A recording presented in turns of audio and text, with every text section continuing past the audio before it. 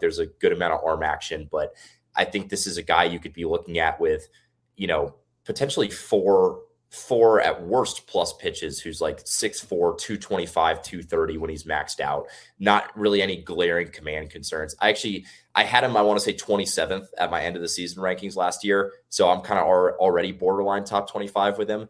I had a lot of people that were kind of giving me some pushback on having him as number 3 in my FYPD rankings. And I'm like, if you're going to take a swing on a prep arm in the top 3, I even saw him falling to, later in some drafts. Like I think in the 30-man, one of the 30-mans that I'm in, he was like 27th. So like kind of end of the first round, which I think was just kind of absurd. I think he's like that. He's the prep arm where you just kind of, you're willing to overlook all the precedent. And I think stuff wise, like he's, in my opinion, at the same level of as Jackson Jobe was coming into the draft. And, he was the number 1 pitching prospect in baseball before kind of the injuries got to him. And I think Hernandez has that upside. And I think realistically there's a chance that we could see him get there, maybe kind of a Ryan Sloan type rise, except I think Hernandez could be even better.